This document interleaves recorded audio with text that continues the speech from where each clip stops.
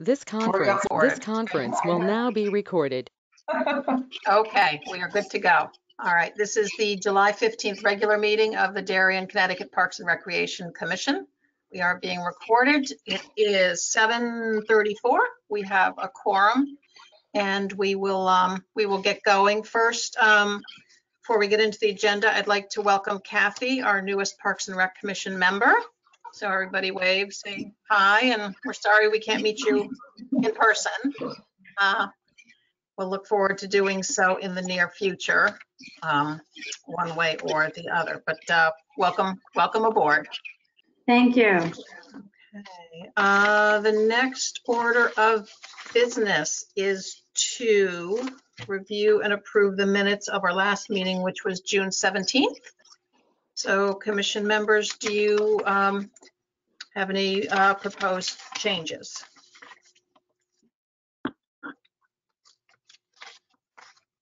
No? Why is it always me? Why am I the only one always that has changes? I just can't help myself. Okay, so I'll just, if nobody else, hold on, I need my glasses. Jamie, just a couple of suggestions. On the bottom of page 2, let's see, it's about 3-4 sentences. It says, Ms. Stevenson has now rescinded her executive order. And then it says, which would allow, I think I would say, which results in normal parks and recreation rules and regulations to be in effect. Wait till I see Jamie not writing.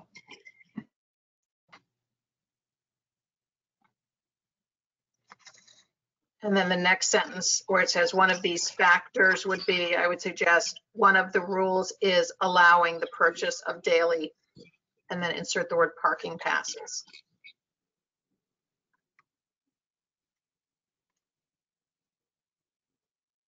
One of the rules, well, before daily one of the rules is allowing daily purchase of daily parking passes.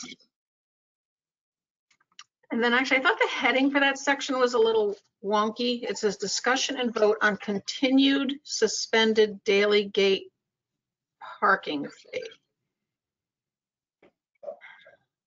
I just copied the heading from the agenda. Oh. All right, I guess we'll leave it then. It's just a little funny. Okay, and then page 3, towards the bottom of that big paragraph at the top, about 3 sentences from the bottom, it says Ms. Bora concluded that we needed to resume daily pass sales. Rather say as our traditional rules, I would say as our existing rules and regulations state.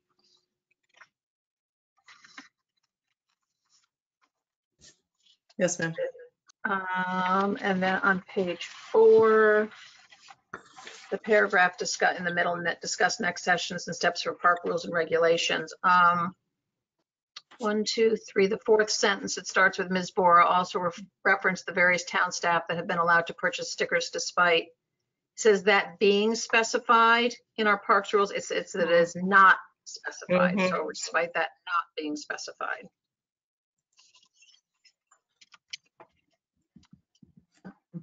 And the only other thing I saw on page 5 is referred to through Corbin. Is it Corbin Cares? Is that the name of David's group rather than just Corbin? Oh, Corbin. Just Corbin Cares. Okay. Okay. That's what I had. Okay, those would be my suggested changes. If folks are amenable, we can have a motion to accept the minutes as amended. Motion to approve is amended. Okay, thank you, Mike. Susan? Susan, a second? I'll second. Sorry. Thank you. All right, and then Jamie, you need to roll call. Lori? Yes. Tier? Here. Kathy? Yes. I think that's everybody. Okay, good. Thank you. We are all set. Okay, next on the agenda is public comment. I'm sure all of you have read in the paper that there's been, some back and forth in how to handle public comment in this environment and whether letters should be read or not. The selectmen, I know, had some concern with elected or appointed officials reading other people's letters because of, possible intonation or things that could change how the delivery was intended to be, which I certainly understand. It's very difficult to, as I did it last month, read other people's words. So the protocol is that public comment that we receive that is specifically noted as public comment for the meeting will be appended to the minutes for this meeting. I believe the one letter we had, Pam, was related to the presentation that we're about to have and really provides support, quite detailed supporting information on the presentation that's going to be made. I think that was the only one. Correct. Oh, no, and there was one second one. I take it back. There was one second one, very brief, regarding beach access. Yes, Which we'll be yes. talking to. So those will both be appended to the minutes. Next, we are very lucky to have some guest speakers this evening. We don't have guest speakers too often, but we do today. And we've been talking for the past, what would you say, 6 months or so, on and off, about the use of certain pesticide applications on the town fields. They are not used in the entirety of our parks, but they're used specifically on the playing fields. Jim Flynn did come into one meeting and speak to us about it. And what we had decided is we would get the information from Jim and why he supports the continued use on the fields. And then to get more information to become better educated, the folks from the Pollinator Pathway, who we've met with on numerous occasions, agreed to join us and bring in some expert speakers who have quite impressive resumes to provide information to us, which hopefully you all read in advance. So Juliet or Deepika, do you want to introduce the speakers and do a little kickoff for us? Excuse me, one second, Lori, 1 second. I just wanted to clarify that our playing fields, our baseball, our athletics fields are sprayed once annually. Okay. Just want to make sure we put that out there. Okay. Yeah. Well, thank you. We're really happy to be here tonight. I'm Juliet Kane. I'm co-chair of the Pollinator Pathway. And if I move my screen, you'll see Deepika Saxena, who's also co-chair of the Pathway. And as you noted, we have some two expert speakers here tonight. We have Anne Hulick who's Connecticut Director of Clean Water Action. And we have Dr. Sarah Evans from Mount Sinai Children's Hospital. I'm just going to do a brief introduction and then I'll hand over to the experts. We previously submitted a more detailed report that I hope you've had a chance to look at. And we know that you strive to be conscientious stewards of our parks and playing fields. And you had approached us originally when the National Recreation and Parks Association published its article asking towns to start thinking about how they would deal with the new world if a ban on glyphosate were to happen. So that article shows just how fast things are changing and how there are gaps and issues in current practices that are making it necessary to rethink how we look after our public spaces. And our experts here tonight can help you understand this changing field, so to speak, and achieve your stewardship goals. As I said, I'll just make a brief introduction, because in the course of our work, when we ask people why they use pesticides, even if it's not clear why they use them, it is clear that they trust the government. And they believe that if a pesticide is registered, then by definition it's safe. And by the way, we use the term pesticide and we mean insecticide, pesticide, herbicides, everything. So we've been looking into the government registration process. And pesticides, as you know, are registered generally at both the federal and the state level. And the state of Connecticut generally bases its pesticide registration on determinations that are made by the EPA in the course of the federal registration process. So we have to understand the EPA process first. So here are some of the things that we've learned about the EPA review process. Firstly, the EPA doesn't perform its own testing. It requires instead that the pesticide manufacturers generate the scientific data, which the EPA then reviews. So it's really the people who are most motivated to get these products to market who control the information and the conclusions that are given to the EPA, and who calculate the risk that we, the consumers, are asked to take. Secondly, the EPA doesn't require inert ingredients to be labeled. Pesticide products, as you know, contain both active and inert ingredients. And sometimes the inert ingredient is called an other ingredient. But an inert ingredient is defined as any ingredient other than an active ingredient. So we're in this sort of circle of not very clear terminology. And despite the name, inert doesn't mean that the chemical doesn't do anything. In fact, inert ingredients play a key role in the effectiveness of a pesticidal product. But the law doesn't require manufacturers to identify them, either by name or by percentage of that inert ingredient. All that's required is to label the total percentage of all inert ingredients in a product. And in some products, in fact quite a few, the inert or unknown ingredients can comprise as much as 99% of the product. So as consumers, if we don't know what chemicals comprise a substantial portion of a pesticide product, we can't really make informed decisions. How do we know the chemical's safe? How do we know that the product is safe if 99% is not disclosed to us, the unknown ingredients? And remember, the EPA is given information about the toxicity levels of those ingredients in a product by the person most likely to benefit financially from that product's coming to market. Thirdly, the EPA doesn't require testing of ingredients in combination, but pesticides are combinations of chemicals, whether they're active or inert.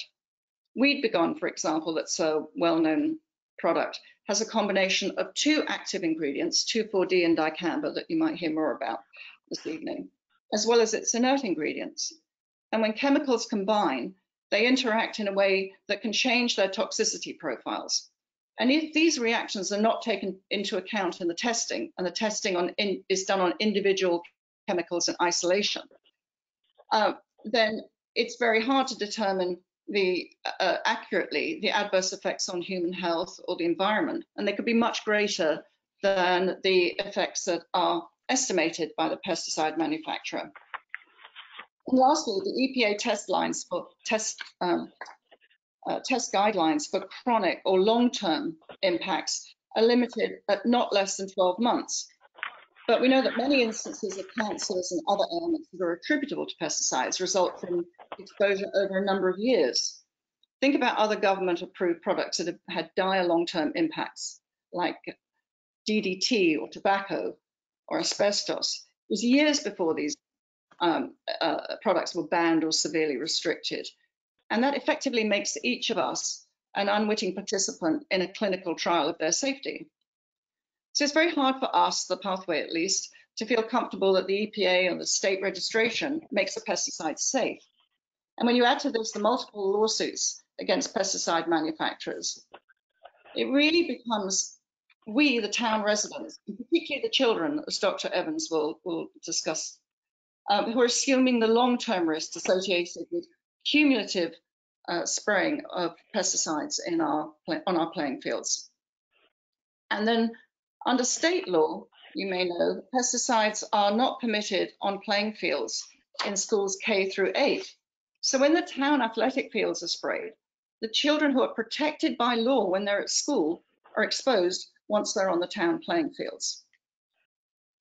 In our paper, we did set out a number of organic approaches that we thought you could consider, and we gave you information about other communities that have gone pesticide-free, and we've given you a link to UConn's recommendations for chemical-free park maintenance.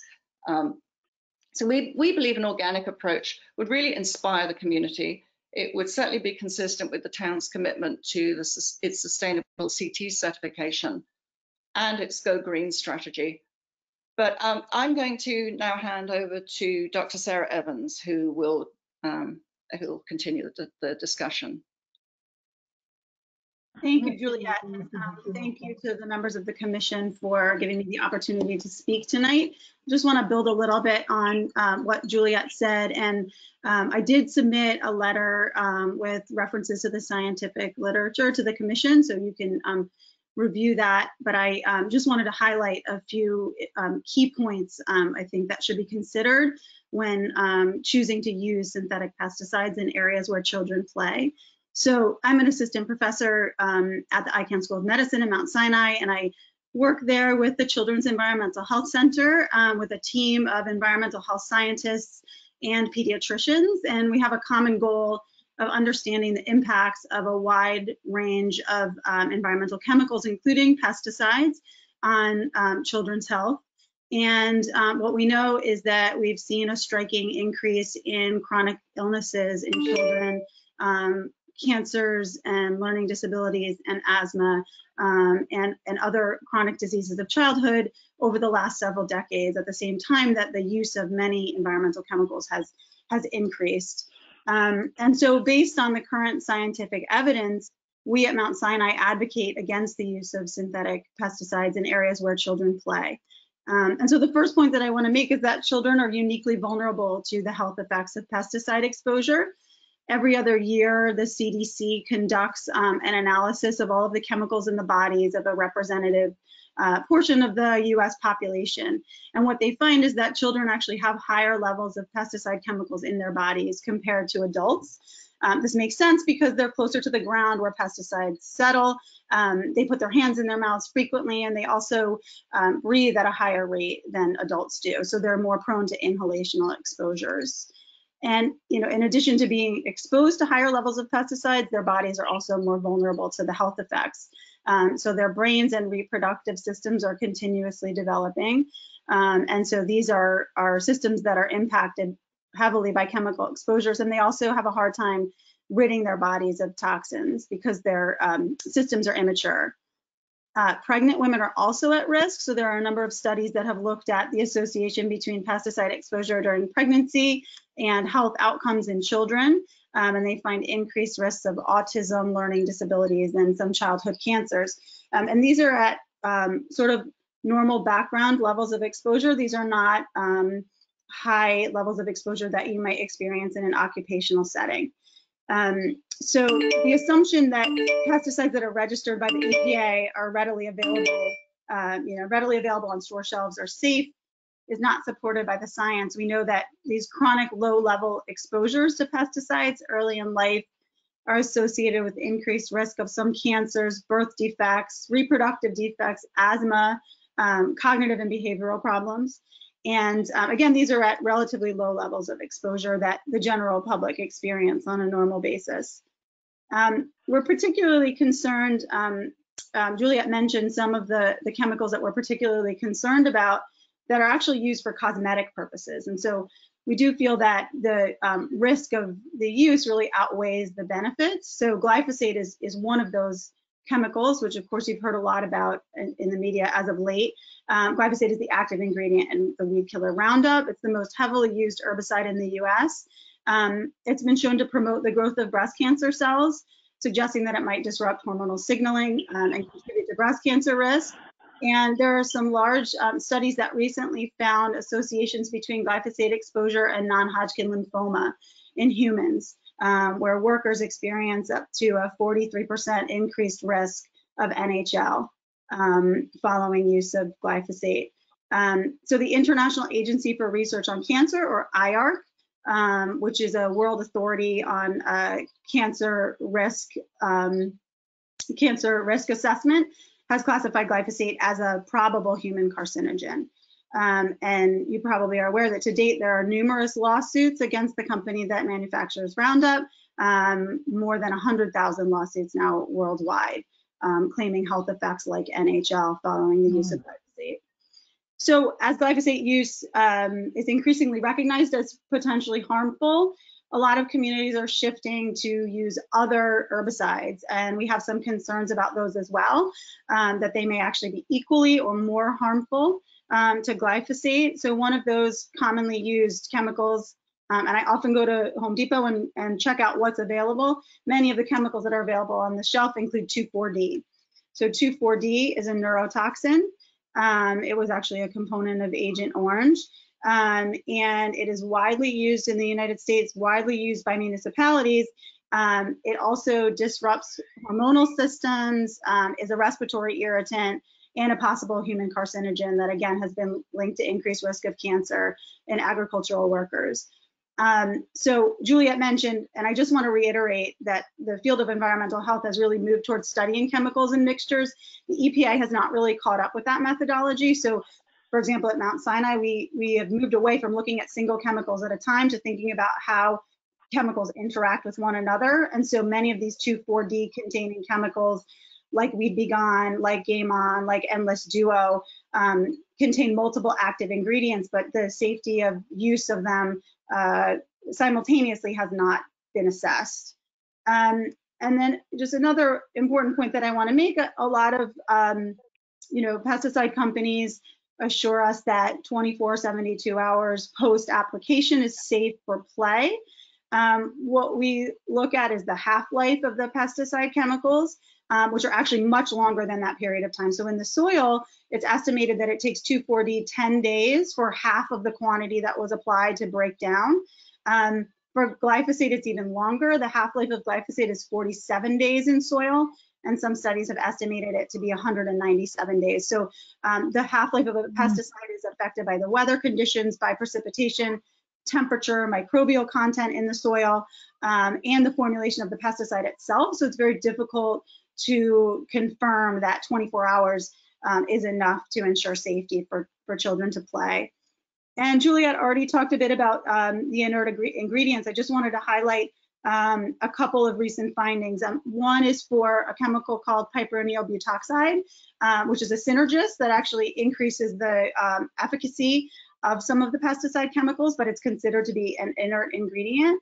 And some studies by my colleagues at Mount Sinai have recently shown that PBO is actually the chemical in certain pesticide formulations that is associated with cognitive changes in children after their mothers are exposed during pregnancy, as well as increased asthma risk in the children.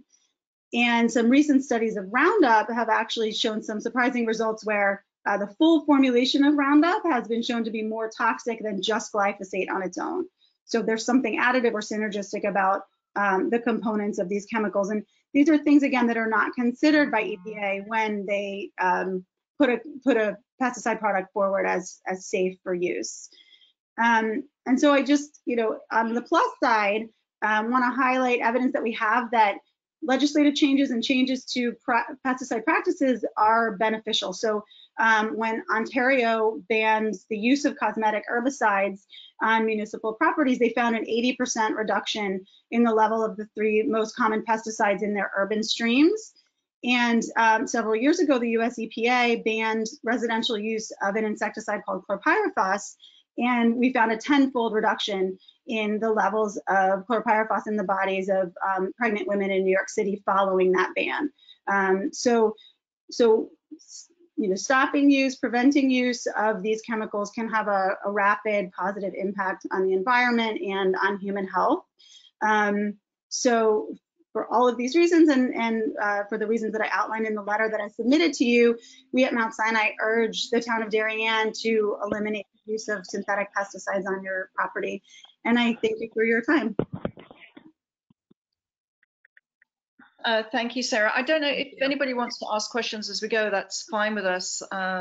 Otherwise, we can lead straight into our next expert, who's Anne Hewlett from the Clean Water Action.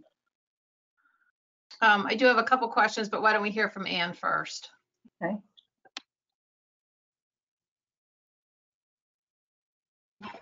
Okay, can you hear me okay?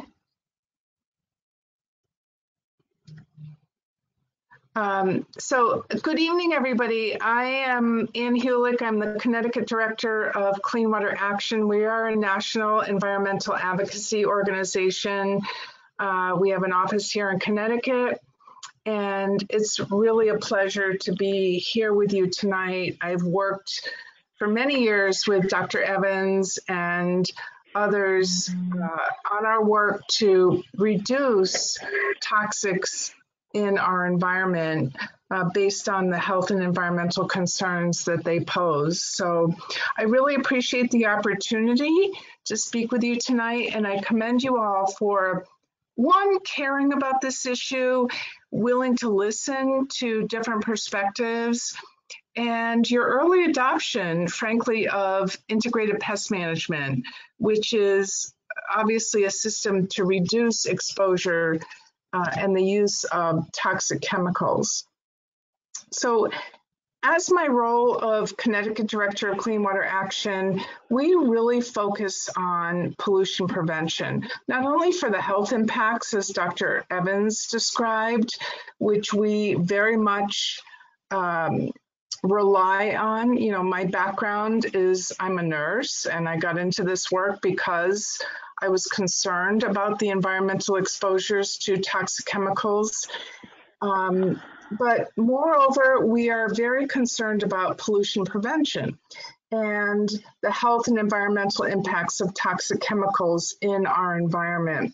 And we worked hard to reduce toxic chemical exposures in every aspect where we can. And actually, we're involved in the passage of the law to restrict pesticide use in K through 8 schools here in Connecticut, for which I'm very proud. We recognize the complex challenges that you all as Parks and Recreation Commissioners are facing. And we understand the different dynamics and complexities of the problems in terms of safe fields and managing the fields and all of that. We appreciate that you use an integrated pest management approach, but I have to say, honestly, from an environmental and a water perspective, in addition to the health impacts that Dr. Evans outlined, I think that's not enough. And I think there's more opportunities that demonstrate that you can take different actions that reduce contamination to our environment and reduce impacts to health. So you will see from the letter that I submitted earlier, there is a growing body of evidence that these chemicals in pesticides, both the active ingredients and the inert ingredients, not only impact our soil and the health of our soils, but get into our groundwater and are also our drinking water sources. And that is a real concern. This is an area that prior to 1970 was not well studied.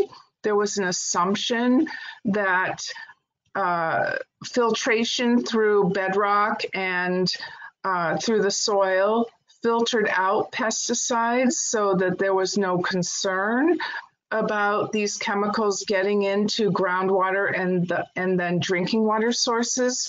We know now that that is not the case. That is a false assumption, and studies by numerous agencies, including our USGS, show that not only are these pesticides getting into drinking water and groundwater sources, but they are impacting aquatic life, and the levels that are found in streams and waterways in towns like Darien are often and highly likely to contain higher levels of pesticides than are safe for aquatic species. So this not only impacts human health, it impacts biodiversity, the species in those streams, and is a real concern for long-term exposure and contamination to our environment. So I would point you to the letter that I submitted, and I'm happy to provide more research, but there is more and more research since the 1980s documenting the mobility, the persistence, and contamination from pesticides to our environment and to our waters. And when I say waters, I'm speaking about groundwaters, streams, and ultimately into drinking water sources.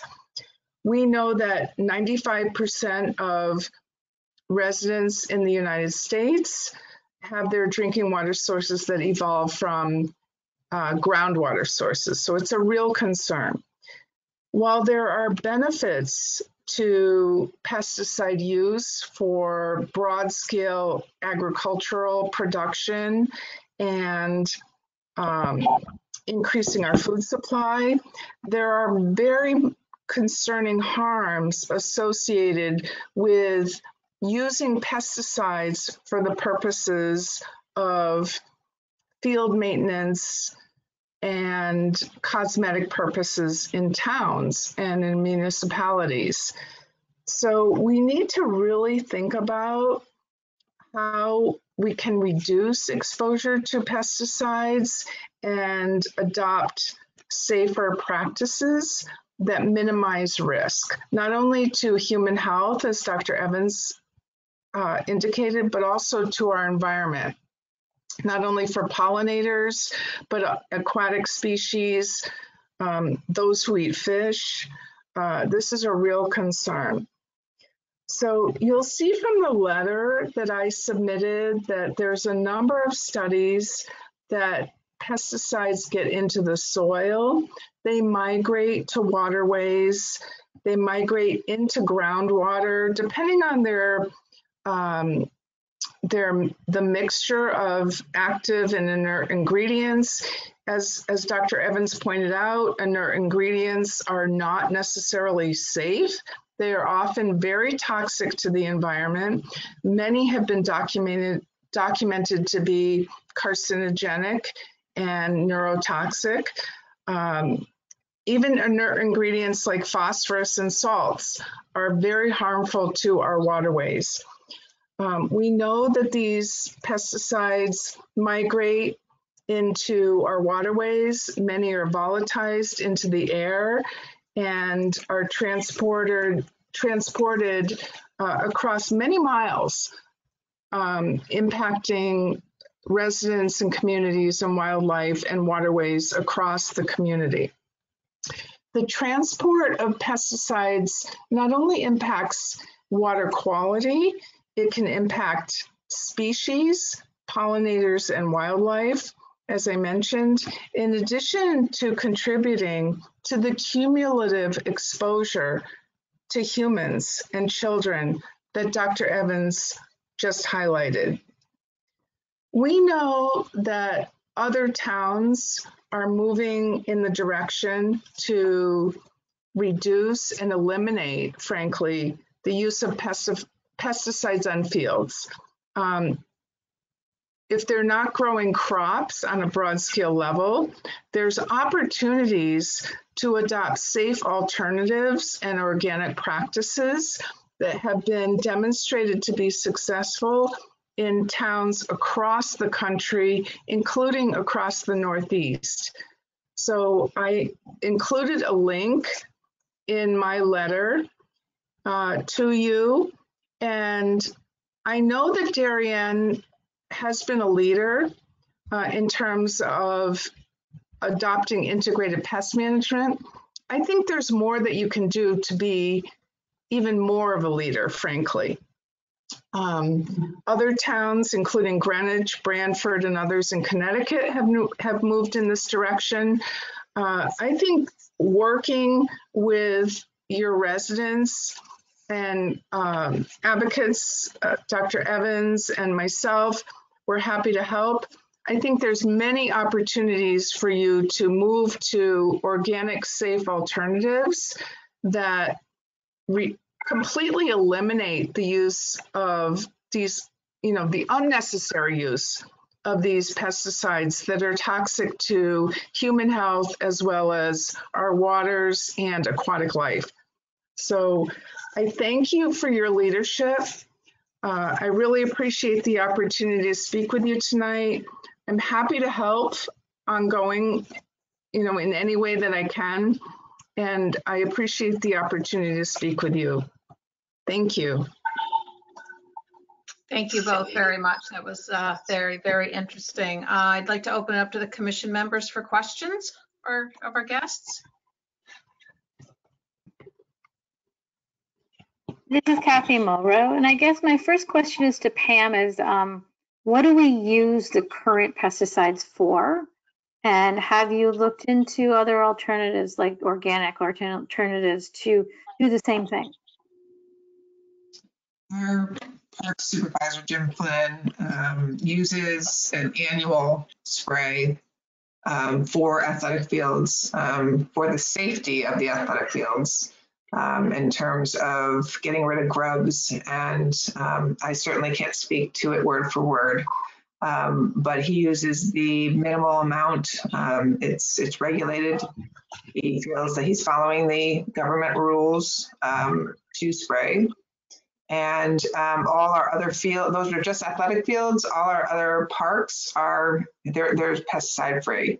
There are no pesticides at all. So organically, I believe Tilly Pond Park is the only park that he uses organic material in, which he's, I guess, experimenting with over the last few years. But as he said in our last meeting together in June, he's certainly willing to have a conversation about that.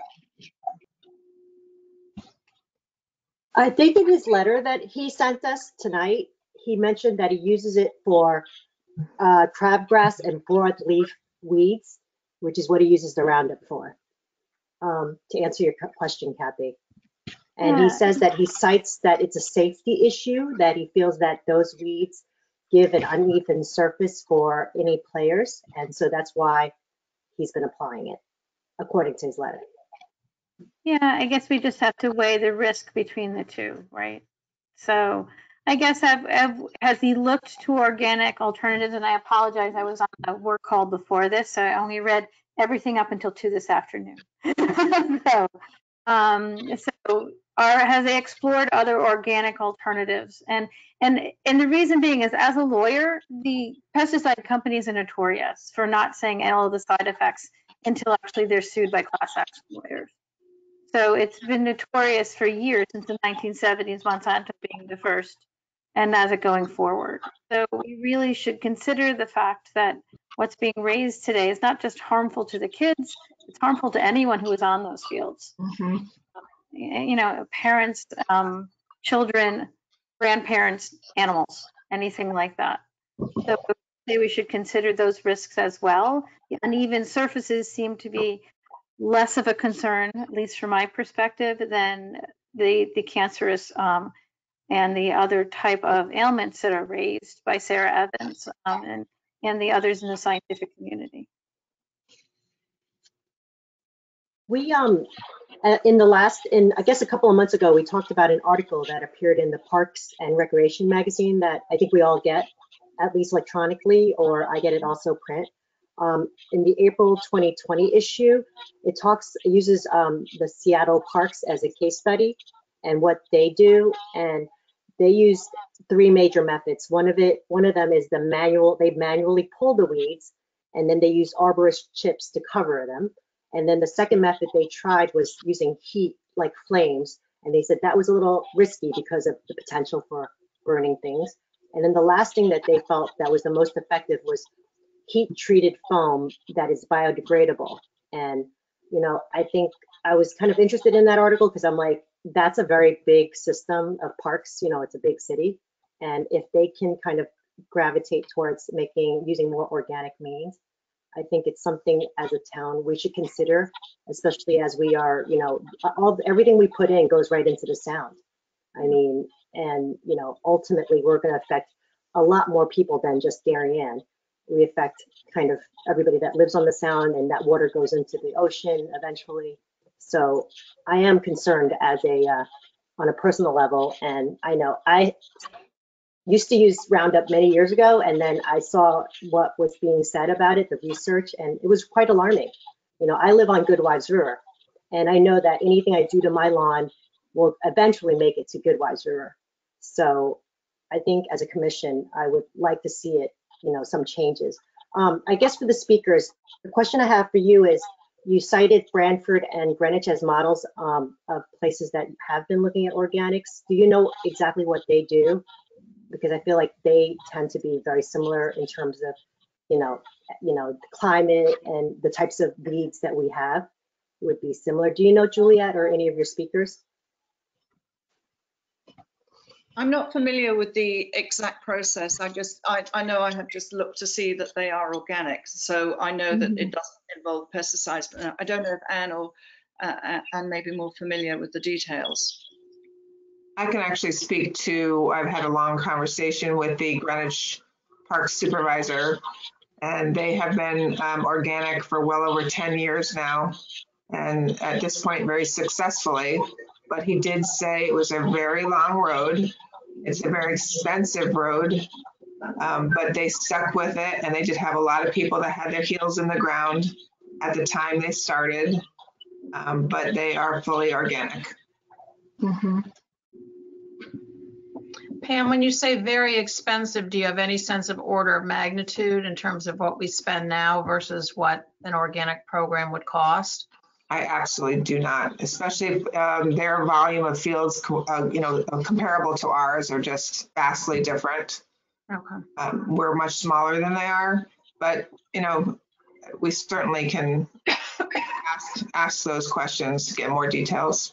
So in terms of the fields that we're currently treating, it would be Cherry Lawn, McGuan, Town Baker. Hall, and Baker.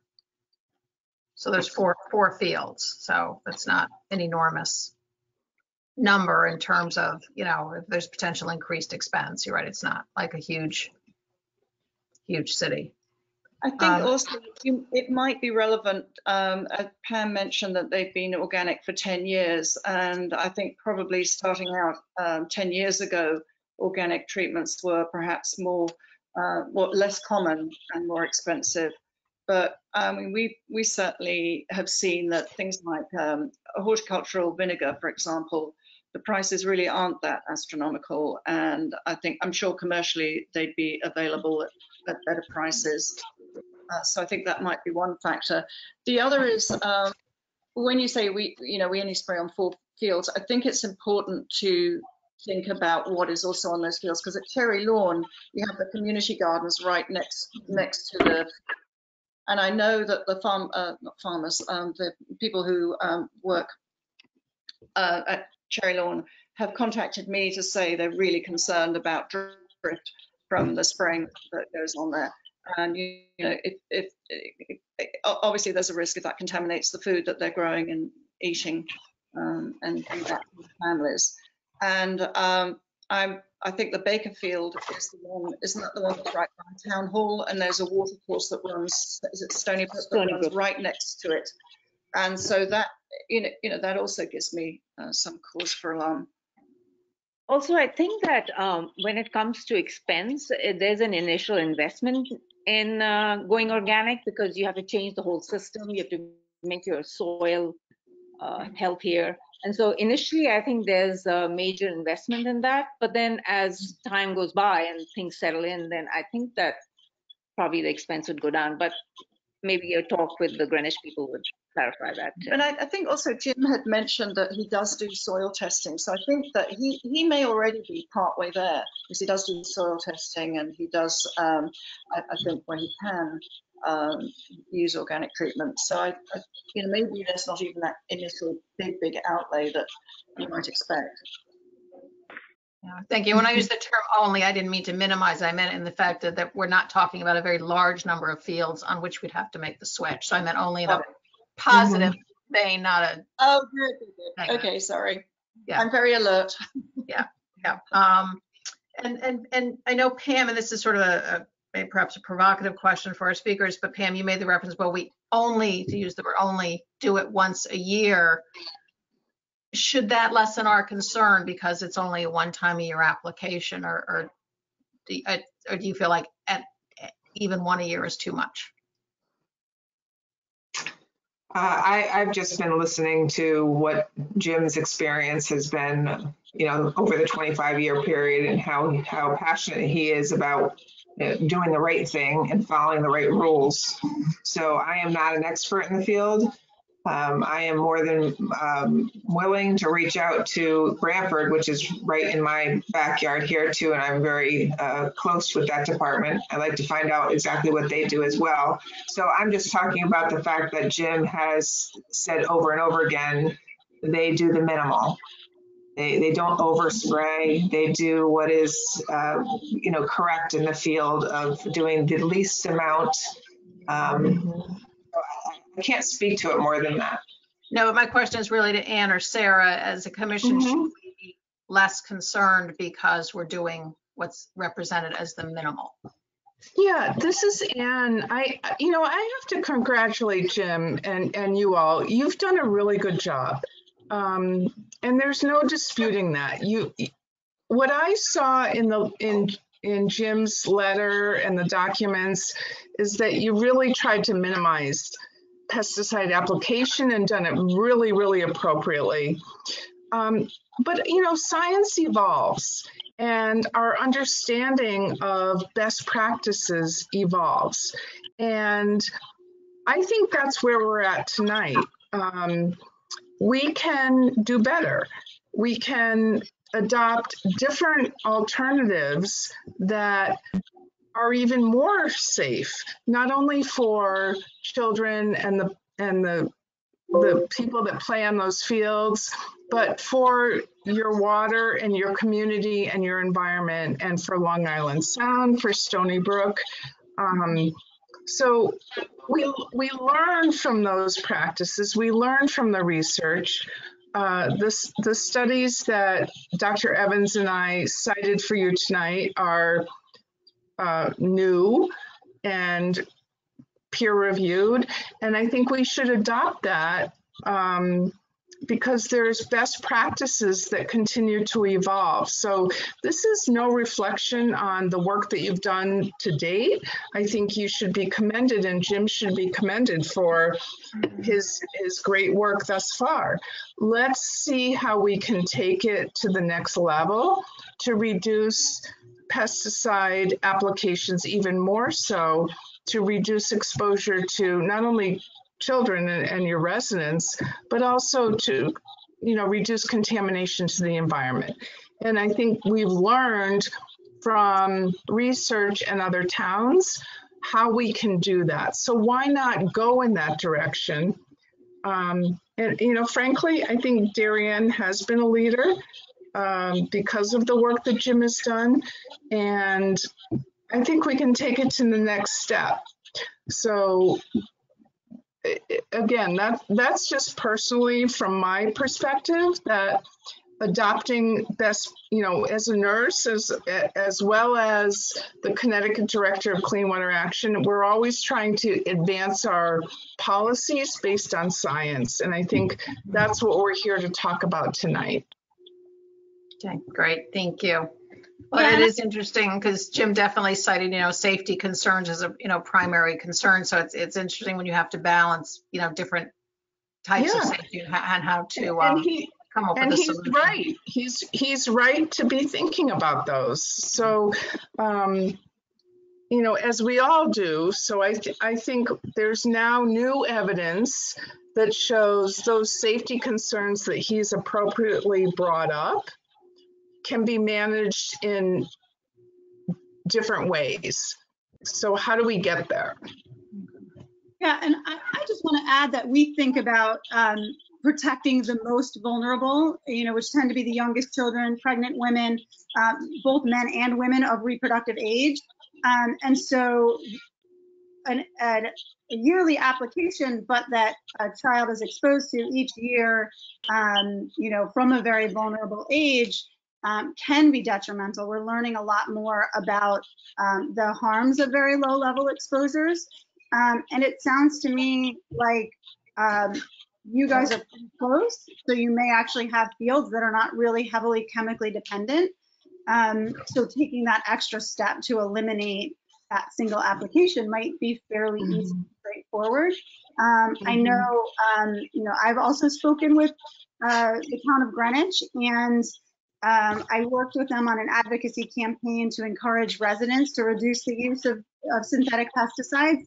And most of the people in the town of Greenwich did not know that the town was using organic land management. And when they found out, we encouraged the town to advertise this broadly, and it was really encouraging to residents to reduce the use. So I think by you being leaders in pesticide reduction, you can show the town that it's possible, show your residents that it's possible, and have an even broader effect. So those are my thoughts. Great. Commission members, do you have any more questions for our guests? Mike? Yeah, I wanted to just say a couple of things. One is, thank you very much. This is super informative, and I'm not close to the kind of the learnings on this, but it does seem as though we're kind of in territory where things are getting, the information is very compelling. Compelling meaning like it's hard not to take some action as a result of what we're hearing here. I don't know if it's accurate or not to say it. I mean, I've spoken to some folks who are in the field. They happen in the field, meaning they're applicators. So they seem to suggest that there's another side to the story. I'm not getting into that or not, but I would just simply say, from my own perspective, I think it's kind of hard to be in the role that me personally that I'm in on the commission and not try to understand how we can kind of take the next step. So I think a couple of things. One is, we spray once a year, so we're in a window here. I'm guessing, Pam, we've already sprayed and we've got a window of X number of months ahead of us. So we're in a window, and we should, I think, we, Pam, you, and Jim and the team, I think we should take advantage of the window that we're in before Jim feels like he's got to pull the trigger on a next kind of application, and try to learn as much as we possibly can. I think, what you shared with us in terms of Greenwich's 10-year journey, I think, I'm not sure if it was Juliet who mentioned it, but I can tell you, as someone who's kind of experimented with organic kind of alternatives over the years, it certainly has been improving. I mean, years back, you could spray, until the cows came home with stuff that was out there labeled as an organic alternative, and it wouldn't do anything. So I'm guessing, that expense that Greenwich probably experienced and the 10 years that it took is a function of kind of how the industry has advanced over those 10 years. So once again, it's hard to kind of sit here and listen and participate in this and not suggest that we not advocate for doing something. The other thing I would simply say as a member of the commission, in my kind of role interacting with, Pam, you and your staff is, as I've gotten to know your staff and Jim in particular in this matter, I know that he's super conscientious, and I know that he's the guy that he feels is going to be criticized if, those fields don't look great. So I think we as a commission have to give him cover. I think if we decide that we're going to kind of embark on looking at alternatives, I think we need to make Jim and your staff feel comfortable that, like, if there's criticism to be had, maybe the criticism should be directed at us for suggesting that we look at alternatives and allow your guys to feel like they're not the ones that are on the hook if, there's maybe a kind of a greater kind of concentration of broadleaf stuff or whatever. So I would just simply say thank you very much, for sharing and the presentations you made. Thank you, Deepika and Juliet, for kind of making this happen. And I think we have to figure something out. And by the way, I think we're in a great look. I think it's a very kind of a positive situation for us, because we have municipalities around us who have done a fair amount of work, and it's easy enough for us to reach out to them and just kind of leapfrog the process by just learning from what they've learned and learning from their mistakes as well, I guess, as they've gone along. So that's my 2 cents. And once again, I would just say thanks very much. Thank you, Mike. Other commission members? I just want to say thank you so much to the speakers. It was all really interesting and enlightening. I want to mention too that Darien is such a young town with so many children. We have almost the same average family size as Utah. There are a lot of kids here, and so I don't feel like this is a small issue. I feel like it's a really big issue for our town's fields. And I feel like we have a responsibility to be forward thinking and set an example as a town. And I think that it's not far out to take a risk, and maybe just this year, next time we could decide not to spray and just give it a trial run, and see what we can do instead, and go from there. So I just want to thank you all so much for being advocates for going green and helping out in our area. Thank you. Great, thank you, Tier. Anybody else? Okay, then I think we'll close out the discussion tonight. What I'd like to do before our next meeting is, think about how we might craft a motion that we would vote on to, in terms of the direction that we would like to go.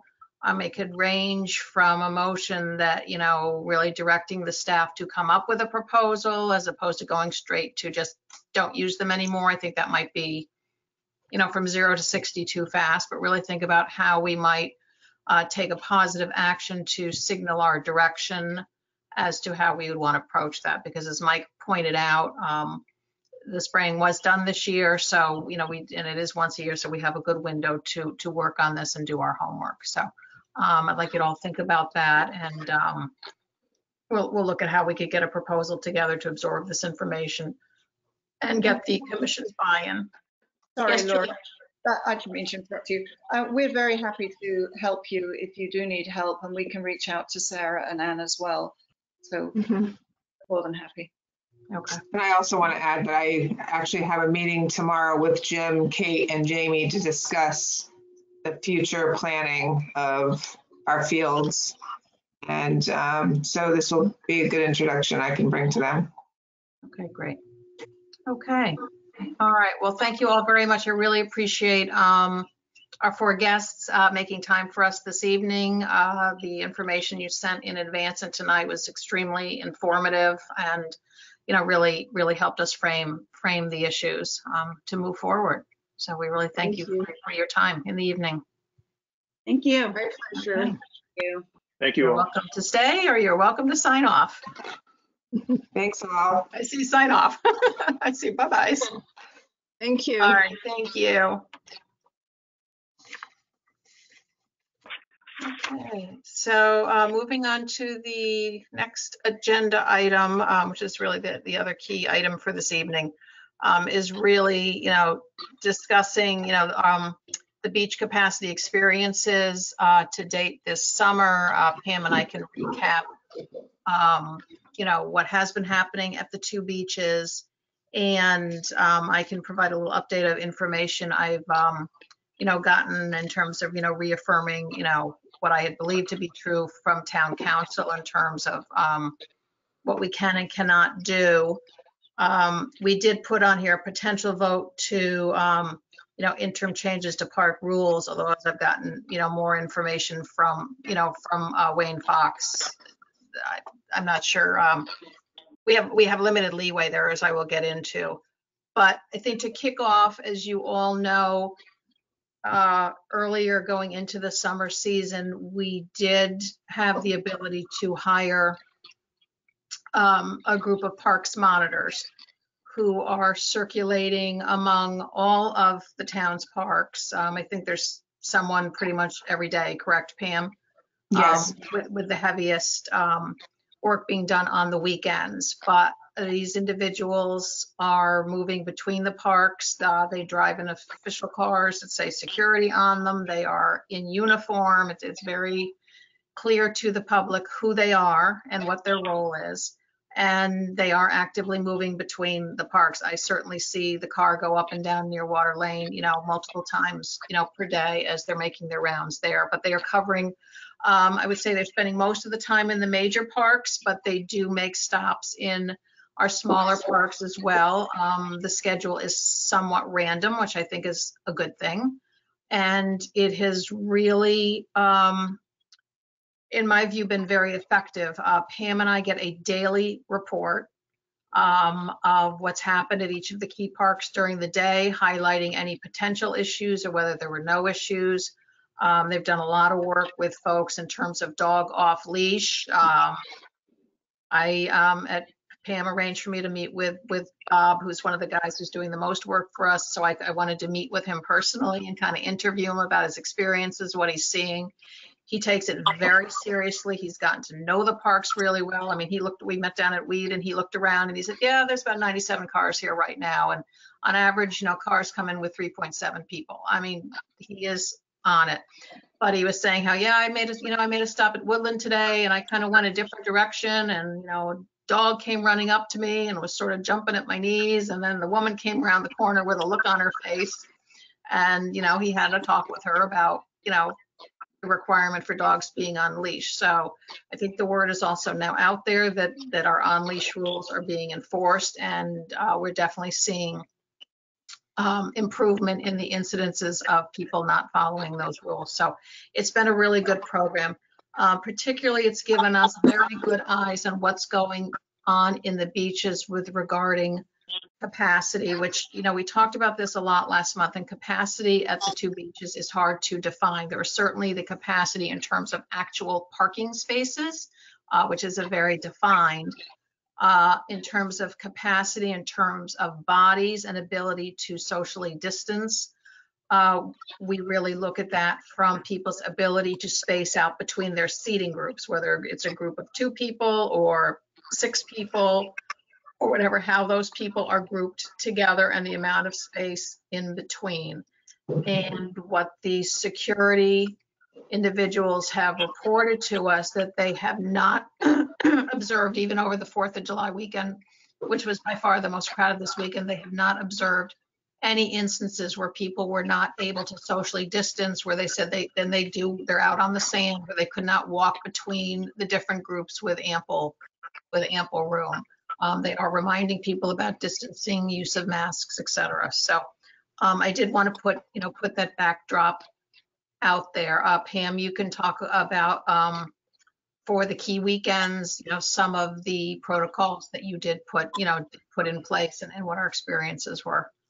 I will add that I got a text message from Captain Marin last night out of the blue, and he just said, "Hi Pam, just wanted to let you know that I was at the beach tonight and Bob was doing a very good job. He takes his job seriously and there's no slacking on his part. I've noticed that the last 4 or 5 times I've been to the beaches in the last week and a half, thought I'd put in a good word."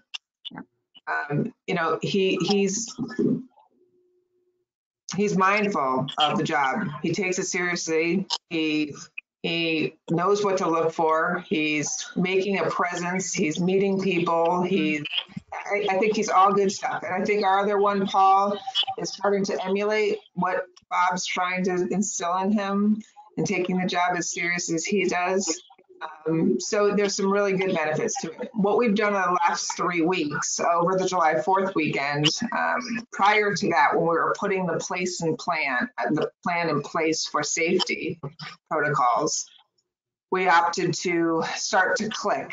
We had the security guards in the booths click every single body, every body in the car, every body coming in and out. It was a good effort, but the numbers were astoundingly high. You're in the 4,000 range. It's a revolving door. Yes, it gave us some data, so that's good.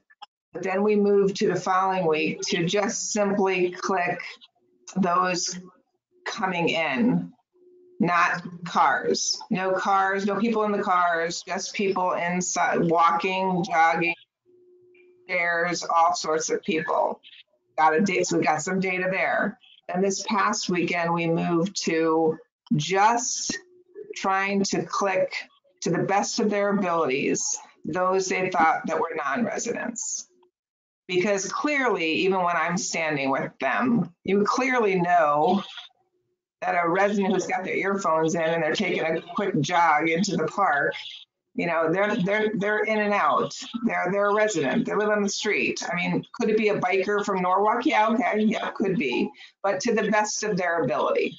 And on Sunday, which was a very busy day, there were 64 that came in from Weed Beach, and there was 23 into Pear Tree. So again, what does that mean to you or to others?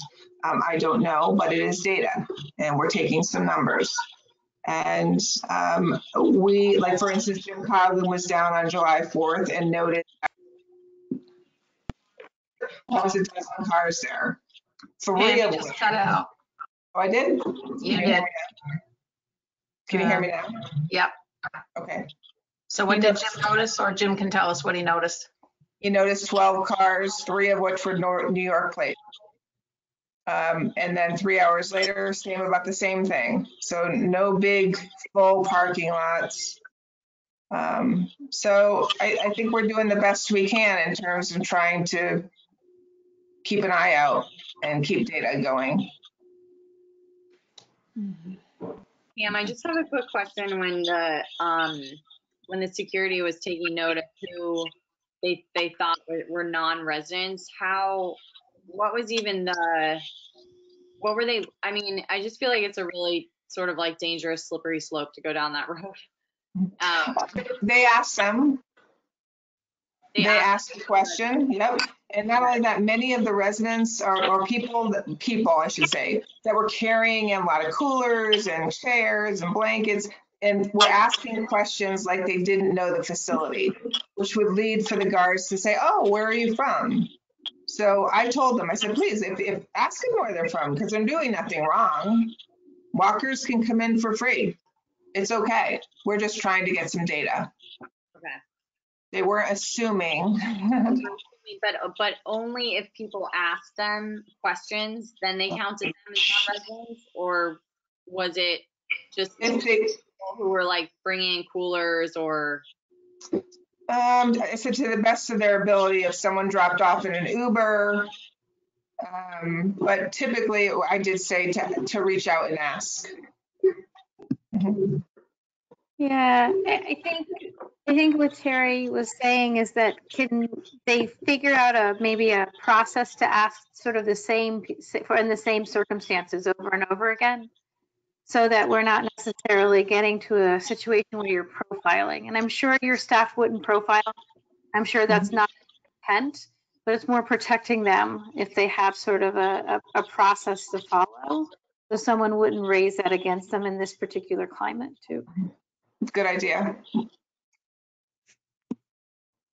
I even, I'm wondering if it's even necessary for your folks to determine whether somebody's from town or not. I mean, it's, you know, just going back to the earlier conversation, we were concerned about volume of visitors at the beach.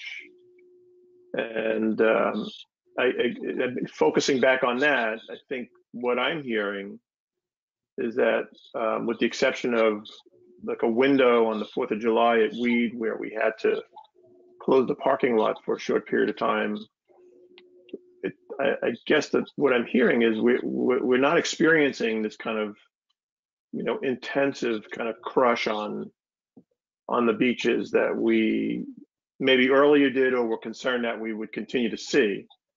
So I guess the first question I have for you is that kind of am I reading it correctly? And if I am, I think it's good to collect numbers, but I'm not sure really, you know, that we're really what we're accomplishing by, if you feel we're asking you to do that, but what we're accomplishing by trying to, you know, identify who's from in town and who's from out of town. I don't see that. Yeah, I mean, Mike, you guys are doing a lot of stuff. I'm not sure they really have to do that, you know. Yeah, Mike, I would say the genesis of Pam doing that is we've received maybe I'd say about a dozen letters. I've got a list here somewhere, but about a dozen letters from residents, some of them quite lengthy, displaying their dissatisfaction with the fact that out-of-towners are allowed in the beach, that people are parking at Henley and walking down. Some of it is the crowding.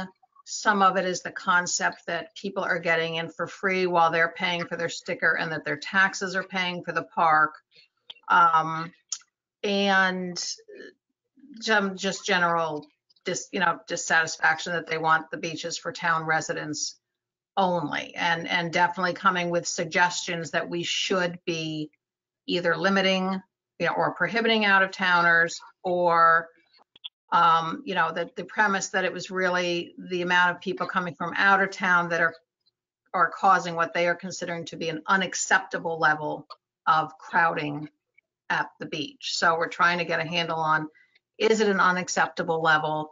and really getting a sense of drawing. Yes, there was about 1 hour on the 5th of July when the Weed Beach parking spots were full. At that time, Pam tells us there had only been 8 day passes sold. So presumably, and then there were, cars that were turned away. They could have gone over to Pear Tree where spaces still remained, but presumably had those 8 day passes not been sold, those 8 spots would have filled up and Darien residents with seasons passes would have been turned away anyway. But that was literally for one hour year to date. This summer, it was the 4th of July weekend. The weather was beautiful. It was high tide in the middle of the day. So those are days you would expect it. So Mike, it's really a genesis from information that's coming into us via letters and us really trying to have the data to say, yes, the letters that we're getting saying this happened or that happened are true or aren't true. So it's trying to get a little bit of a handle on that. But I would agree with you. I don't think it's a practice that we need to necessarily continue, absent the fact that, we have received complaint letters of people who would wish us to stop either allowing out-of-towners at the beach or charging them. So I have been in touch with Wayne Fox, who is our town council, to review it. He's reviewed our parks rules, and he did affirm, as we have stated at past meetings, is that we cannot prohibit people from out of town from entering our parks. That is a hard stop. We cannot do that. We certainly talked about the fact that certain other towns seem to be doing that right now, sort of under the premise of the COVID. And he said, frankly, I'm not sure how they're doing that. So I don't think it's our issue what other towns have chosen to do or not to do and what position they want to put themselves in. But our town council has advised against that based on case law that is in place. That's for parking, right, Lori? That's just for the parking, like letting them come in for the day pass, not full walk-in. You're just talking about. No, what he's just saying is that we cannot prohibit people from coming into the beach, anybody. We can charge, the next step is we can charge people. We are not prohibited from charging. So what we've done under our mechanism, and we talked about this at our January meeting, is we charge for parking. So town residents have the ability to buy a seasonal parking pass. Town residents who choose not to buy a seasonal parking pass, or maybe for one day they need a second pass, or whatever reason a town resident might choose not to, or a resident of any other community can buy a daily pass. We do not charge right now for walk-ins. We could charge, what Wayne has confirmed is we could choose to charge for walk-ins, and that's something the commission, we can, chat about it this evening, if that's something we want to think about down the road. Wayne also pointed out the fact that our, under our rules, that anything that the commission were to vote on doesn't take effect for 30 days. So if we were to say we wanted to change our rules to, have a charge for walk-ins, it wouldn't take effect until at the earliest the middle of August anyway. But, we can chat about the challenges and the desirability of implementing that structure. But I just wanted to make sure that I've reiterated the facts is that despite suggestions we've received from some residents, we cannot prohibit out-of-towners from accessing our beaches. That's helpful. I guess I'd like to understand maybe an update from Pam on, the steps that we've taken since the last time we met, over the last month, in terms of kind of regulating or throttling or whatever term we want to use, volume at the beaches, because I think you put a few things in place based upon either number of parking spots or keeping X number of parking spots free. Like I don't have a good picture, except maybe it's kind of a bit anecdotal again, which is always kind of, I think, a little dangerous. Like, what is the state? What are the conditions now at our beaches, both midweek and then on weekends, as compared to what we thought they might be or what they looked like a month ago? So are we still having issues? Is it simply a perception that there are issues? Are there real issues? I mean, you're taking counts now. So I will like, tell where are you we? that last weekend or Sunday, we were at a very, very close point of closing the parking lot again. But Which it's still beach? at Weed Beach, not at Pear. But it worked out that there were plenty of people leaving and coming at a nice rate where it never happened. It was around the same time, 2 to 3 o'clock in the afternoon. We are having the park monitors walk to the beach every half hour when it is extremely crowded, just to make sure that there's not an overcapacity on the beach. If there is, we're going to close the entrance off to walkers and cars. We haven't had to do that. So with the parking lot, we are regulating the parking spaces, not by overflow spaces. So if every regulated space is taken, that's telling us that we need to close the lot for at least an hour to alleviate some people leaving spaces. And that is consistent with our park rules, which state that explicitly. So far it's been working. The communication's been really good between the police department, the park monitors, myself. And I anticipate this weekend may be very, very busy again. It's 88 and 86 degrees, beautiful, clear skies. So we are on the lookout and we're going to be alert and ready. And if we have our signage ready, and if that's the case that we have to close the lot, we close it. The police will be there. We will let people know that the other beach is available, if so. And you know what? They could go to Henley and Park and they could walk down from Henley if they really wanted to. Ouch. Damn it. Oop. Somebody did said something. Not sure who. Please mute yourself. So far, I feel like we have a nice handle on it, Mike. I really do. Yeah. I am concerned. I'm sorry, go ahead, please. I am concerned about this weekend, as well as every weekend has come up so far. I'm on edge and I'm wondering what's going to happen. But I feel more and more confident about the people that we have in place. And in the last month, we've received 15, I guess, kind of communications from folks who were uncomfortable that they couldn't get to the beach or that they weren't happy with the conditions of the beach. 11, 12, about a dozen. It first happened from the turnaround. When we closed the beach for an hour, that's when the slew of emails came. The additional emails that seem to be coming in every couple of days maybe seem to be that they heard that this happened and they're writing with their concerns. It really seems to be that way. Like one woman said that I heard it closed today. We have only closed once, that was on July 5th. So it seems to me people are saying, please write the town, please write the town and tell them that you're concerned. So right now, that's why we continue to take some data where we can. It's never a bad thing to have the data. You know, they're working hard and we're keeping them busy. Yeah, I think the data is critical, by the way. I think it's kind of really helpful in this process because otherwise you're just dealing with, once again, people's perception, and that's not going to be helpful, I think. Right. Can I just ask one other follow-up then? Because I did note it in one of the correspondence that we received, and I know it came up previously.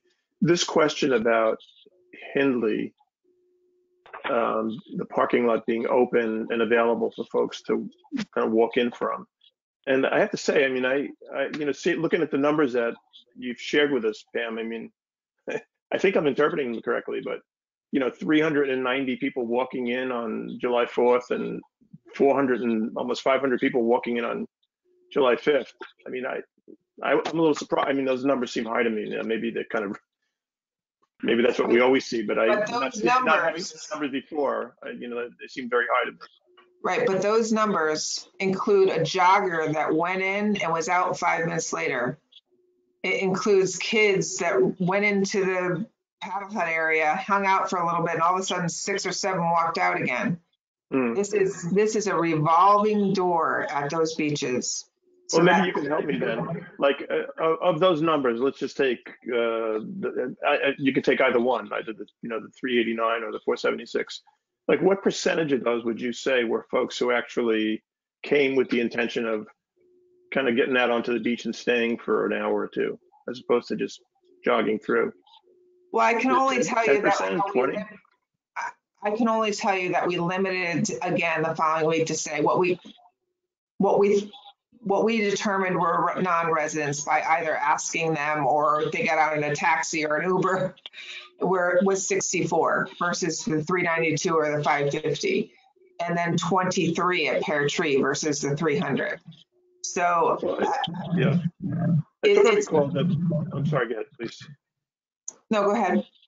Yeah, I thought I recalled that at a prior meeting that you were thinking, at least from Henley, I may have misunderstood, that on a regular day we could be getting maybe it wasn't a regular day, maybe it was a weekend, between 80 to 100 people kind of coming in who had parked at Henley and were walking in.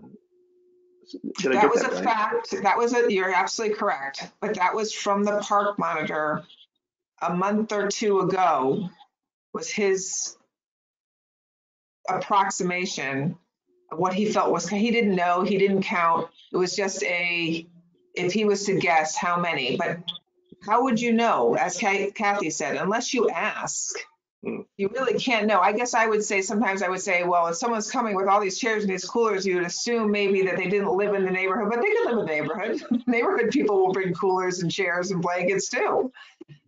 Right. And walk.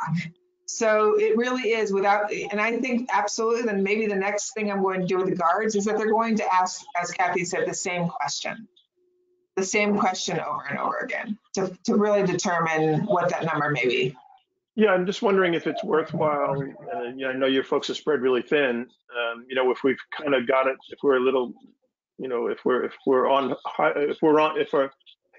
trying to think of the way to say this, but if we're kind of alerted or concerned about a particularly busy upcoming weekend, maybe a place to start counting people is at the Henley parking lot. That's a place where, I don't know, you guys would know better than me, but I'm thinking if somebody's coming in from Westchester, they're likely that's a good place for them to park, as opposed to coming in from some other place in Darien, and walking down. But I don't know if that's accurate or not. And once again, I think we're in this kind of perception versus, and I would just say, I don't think I'm alone in the kind of perception that, that's a place where people are coming from out of town, and it's easy enough to drive over from Westchester and or wherever from other surrounding towns and park there. So I don't know if that's a big issue or not a big issue, but there's certainly, I'm guessing, a perception that's contributing to the volume. Sure, and I will tell you that we received many calls today in the office. I want to say maybe at least a half a dozen phone calls that came in to ask our front desk about whether our beaches were open to the public. And our front staff had fielded some questions and got some answers, like they were taking the bus from Norwalk. They take the bus, gets off on Route 1 at Henley, and they walk down. And then there are some where we witnessed a young dad and his son learning how to ride his bike in the Henley parking lot, or people that drive in there to go cycling, and they park there and they go ride.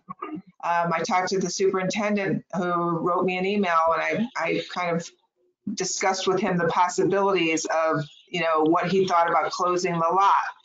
And he too said, well, he'd be willing to kind of look at this subject, but he's concerned about closing off a problem and it doesn't stop the problem. It just moves it somewhere else. And then they closed it to the residents that wanted to use the playground, wanted to use the basketball court, wanted to use the field.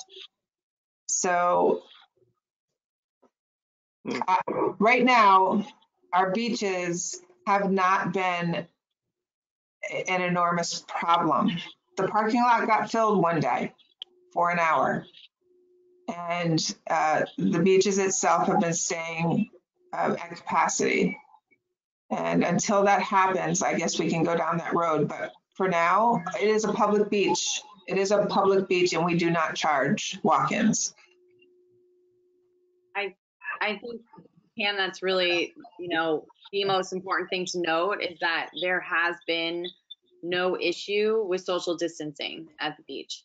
And until there is an issue with social distancing at the parks, person to person, then we go from there. But in terms, I just feel like if people, from out of town are parking at Hindley and want to walk, it's a long walk.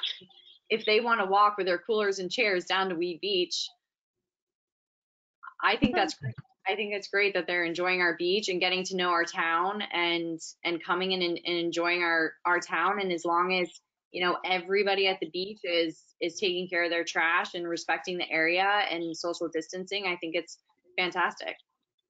Yeah, I think and I appreciate that, and I agree. I think I think what I'm kind of wrestling with there a little bit is whether, I think I almost feel we have a responsibility to help members of the community understand whether there is a problem or not, and to kind of get beyond the perception. And I think, Pam, what the work you're doing is kind of indicating that where people thought there was a problem, there really isn't one.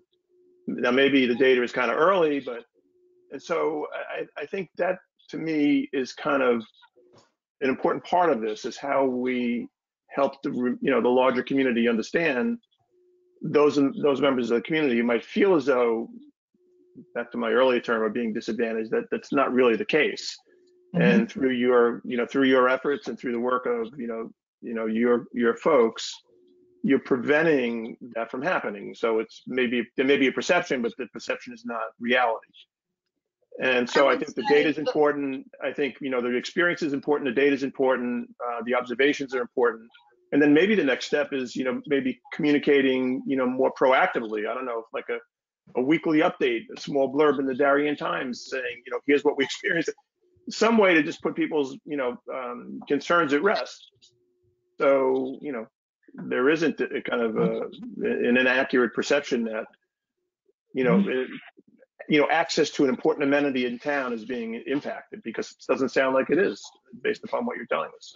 Right. I would say the beaches are more crowded. I mean, certainly, I just think generally, even the last few years, I've noticed the beaches are much more crowded than they were in days gone by. I think that's a number of factors. We have more multi-family housing units in town than we used to. As Thierry mentioned, we have families with a lot of kids. This summer in particular, people aren't going away as much. We fixed up Weed Beach. It's fantastic. I mean, I definitely noticed a big difference from before versus, Weed Beach from what it used to be to once the improvements were made. Definitely much busier. We get a lot more folks down there in the evening than we used to. It's very, very popular in the late afternoon and the early evening for people to go down, have dinner, watch the sunset. So the beaches are absolutely busier than they were in years and decades gone by. I am certain of that. And then you overlay the fact that more people are around this summer and not traveling, and especially early in the summer, we're yearning to get out of their house and be in the outdoors. The activity has been very, very high, but that just is what it is. I mean, I see the activity on Nearwater Lane, and it's busier than I've ever seen it. In terms of just the number of, I see people, walking, jogging, people, pushing strollers, skateboarders, folks riding their bike down with their tennis rackets slung over their shoulders. It has been very, very busy. People are using the parks. That's what we want.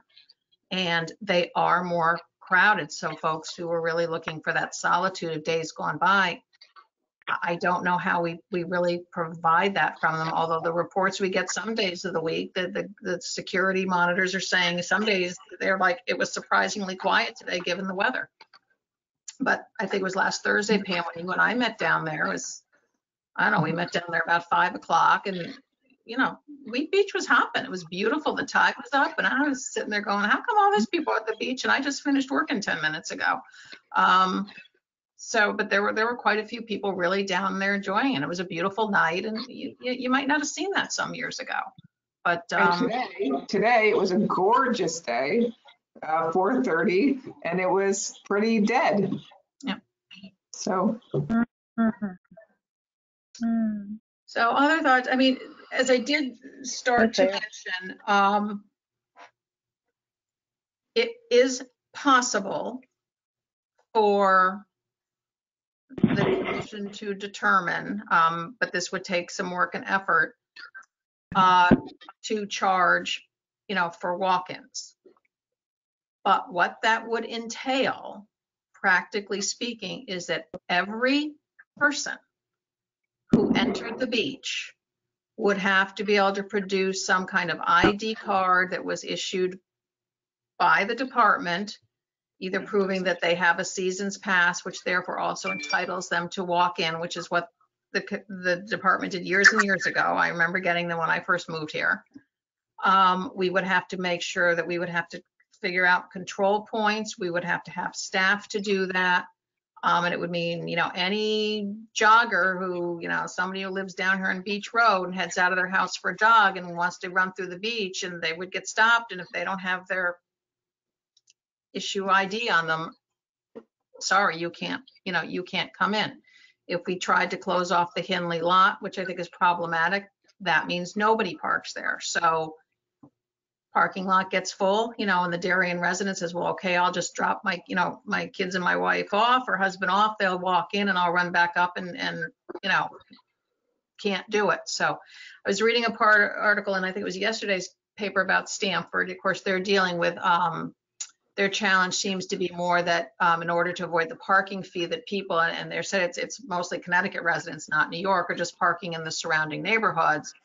And they're talking about creating these parking zones where residents within a certain mileage would pay, I think, $15 a year, and then they would be issued a certain number of parking passes to hang on their window. And it was interesting because some of the commentary in the article says people should, it sounds good initially, but people really should be careful what they wish for, because, once that's instituted, you want to have guests over for the weekend or whatever, you don't have enough parking passes for them, you're out of luck. It really restricts even the residents. So, when people say, oh, we want to keep, people from out of town out, that means we check everybody. And, I would really want to hear from the community, that all the people that now that I sit here 8-9 hours a day and look out these two windows, I see everything that goes by. And that would be a whole lot of people who are out walking their babies, a dad and a little kid on his bike. All of those folks would say, oh, gee, I want to go down to the beach. I want to go over to Pear Tree. I've got to have my park pass with me. Are people going to want that? I don't know. And we did have calls today, actually, of residents having some company, a big party. Oh, Pam, we just lost you again. Say it again. That we had a resident, can you hear me? Now I can.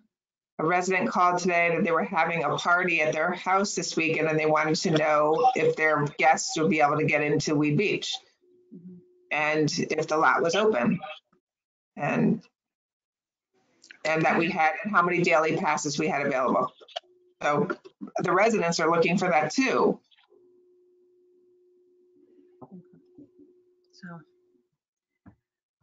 So there's a lot to digest and think about.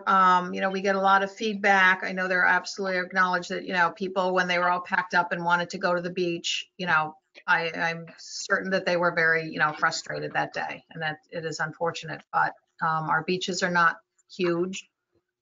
We did keep information in the packet about what other towns are doing. It seems, more than not, allow people to walk in with no charge. But if we were to consider that, and it would really have to be for next year, we would really have to think about the practical implementation. The other thing Wayne Fox shared with me, that if you do charge for walk-ins, that it has to be a justifiable fee that really has to be tied to the costs to maintain the park, and that the people walking in are really just kind of covering sort of the cost of services, that it can't be some arbitrary amount that's set arbitrarily high really to discourage people, that it really can't be more than an amount that you really have to do your homework and say, yeah, it really costs us $10 a head to cover our expenses or whatever the number is. So he said, we really don't have the ability to say, oh, well, we're just going to charge, $50 for walk-ins if somebody doesn't have a pass, and just make it prohibitive. He said that really cannot be done. Pam, I just had a quick question to follow up about allowing people with parties to come in. If someone rents, are you renting out the picnic areas now? They're open for rental, but we haven't had any. But in theory, like I remember in the past that if you rented a picnic area, everybody in your party could come in even if they were non-residents, right? True. So and if they rented the paddle hut, that would be the case too, right? If they were Correct. non-residents. Okay.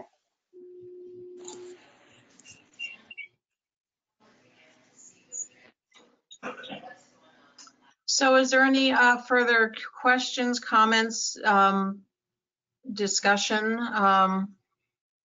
Since I think Pam, I also want to just really acknowledge publicly, has been working unbelievably hard. I don't think she's basically getting any days off. She is following this very closely every weekend, in constant touch, with me, with the police department about what's going on. She's really working extremely hard to stay on top of this whole situation and manage it to the best of our ability with the whole community. As I said, I'm a big fan of having these parks monitors. I've already told Jamie Stevenson it's something I'd like to see as a permanent part of our annual budget. I really think it's just good for the community to have, the guys who are at the two, Gates. stations, the gates, they're at the gates. By definition, they have to be at their gate. So they can't provide the services that the park monitors are, which we're really being, the boots on the ground and really getting around the park. So that's something that I really think, and if something we have to think about, a slight adjustment to the parking passes to fund or something. I think that's something we may want to talk about as a commission over the winter, because I personally have been, we had, I guess, one guy early on who really wasn't doing the job, and Pam worked with the agency that's providing them to us, and he was removed so that we could make sure we were getting the right people. They know now that if someone comes in with a sticker that's not affixed to a car, people either have to fix it on the spot or they are turned away. So we're working to get control of that. We get a lot of comments about New York plates in the parking lot. That there's a few things going on with that. First and foremost, there's been a lot of property activity in town. People are moving in out of the city. The house next to me that's been sitting spec for 2 years, just got bought by a couple, from New York City. A tremendous amount of activity. DMV has been closed, so people can't get their license plates changed right away. We also had a very high level of rental activity for 2, 3, and 4 month rentals. I've been told by different realtors. People coming out of the city just saying, what, we don't want to spend it in our apartment, and paying very hefty prices. And of course, they would have New York plates, but if they produce their lease, they are able to. So we are going to see New York plates in the parking lots with people who have Darien stickers affixed. Pam? And there's also special permits that we give out for $80 for nannies, taxpayers whose cars are registered out of town. There's a total of 85 of those. 85? 85. And then we have summer residents that are seasonal that cost $107. There's 17 of those. Okay. So right there's just under, over 100. Over 100 cars that would have New York plates. That are valid. Yeah, that are perfectly valid. Okay. So. Lori, this is Adele Coniff. Can I ask you a question? Yes, ma'am. Can't hear you too well, though. Sorry, I'd like to ask you a question about public comment. I just want to make sure that people who send in letters, and maybe they don't send it to the right place, maybe they send it to the selectman, maybe they send it to me, maybe it gets to the department, but maybe it doesn't get to say to the commission for the commission's meeting. I just wonder where those letters, where does the public comment go? I think we need a mechanism for people's comments to be publicized. Yeah, well, we have checked that out with Kate and Jamie in terms of the letters that come in during the course of the month and whether those are considered public comment to be appended to our minutes or not. And Pam, you were guided that those are considered complaints. And unless someone specifically references that their letter is public comment for the purpose of this meeting, that they do not get appended. But certainly I'm seeing them, Pam's seeing them, Jamie gets some, or some of them certainly go to all of you, or we forward those out. But apparently we should not necessarily be taking these letters that people send and automatically publishing them. And in fact, I think a few people Pam's gone back to and said, you know, would you like me to include this in public comment? And they kind of were like, no, and wanted, you know, either said no or wanted to shorten it or sanitize it before it went out in that form. So we cannot necessarily take those as the guidance we've gotten and include them as part of public comment. Well, fair enough. But I think there needs to be some sort of mechanism so that, you know, everyone didn't seem to be cognizant of the number of letters that you had about the beaches. And so that tells me that there's kind of a disconnect somewhere. And I'm not saying it's anybody's fault. I don't think it is. It's just that we need to find a place, maybe on the website, some place for comment. And if they don't want it to go there, then so be it. But that way nobody's left out. Okay. Yeah, and I think it goes back to too that it's important to respond in a way, Pam, so you can respond and say what you're doing in a positive way. You have a Twitter channel, which may get to a lot of people, but maybe we can think about whether the website or the Twitter channel or the Darien newspaper is the best way to respond to those comments so people know they're heard, because I think that's really important as well. So, and I have one last comment. Thank you. I appreciate it. One last comment, and this is personal. And it's just that's a lot of walk-ins. And so I hope you guys will think maybe as we go forward that maybe you want to, I don't know if you want to charge, but we need to address it in some sort of way because the beaches are fuller. You're right. Thank you.